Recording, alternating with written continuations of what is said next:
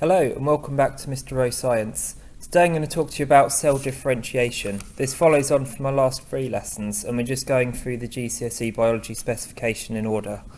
So the things we're going to look at today is about the differences between differentiation in plant and animal cells, a little bit about the whole process itself, and moving on to introduce cell division. So first of all, what does this cell differentiation what does this term cell differentiation mean? And it's going from a stem cell, which is a cell which is completely unspecialised, and these cells can turn into lots of other cells. And what happens is the process of differentiation is becoming a specialised cell.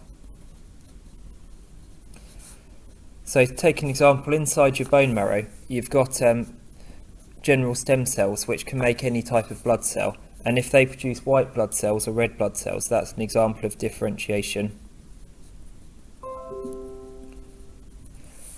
As differentiation takes place, the cells are going to adapt to their new role by taking on different organelles. So if it's a red blood cell, it's going to lose lots of different organelles and it's going to pack in lots of hemoglobin pigment for carrying oxygen. If it's going to become a nerve cell, it's going to start developing a longer fibre. If it's going to be a muscle cell, it's going to be developing extra mitochondrial nuclei. So lots of the differentiation processes are just introducing or removing organelles which are there in other cells. So differences between how it works in animals and plants. In animals, stem cells are going to be in very few tissues in adults as well. So, for example, the bone marrow, that's probably the largest source of stem cells within an adult animal. We've also got stem cells which are going to be found in the embryo and also the placenta and umbilical cord. So that's another source of stem cells. When you become an adult, most of these cells are going to then turn into your specialised cells, and the process can't go back again, so adults have very few stem cells. It's one of the reasons why if I were to chop off your arm, it's not going to grow back anytime soon again. In plants, it's a bit of a different story.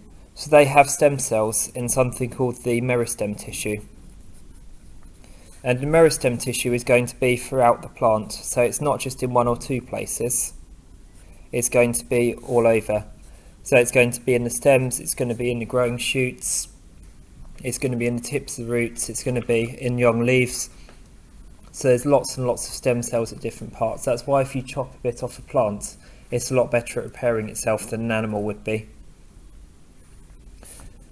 So with differentiation and cell division in adults is generally used as a repair system. So when cells get worn out or they get damaged or broken, you use cell division to make new cells and take their place. Earlier on though in development, cell division is taking its place for growth, so that's when the differentiation process is going to be in overdrive, where you're developing from an embryo, you're gaining mass every day as it goes through pregnancy, and you're producing more and more specialised cells. So differentiation is going to be mostly active during the first part of life.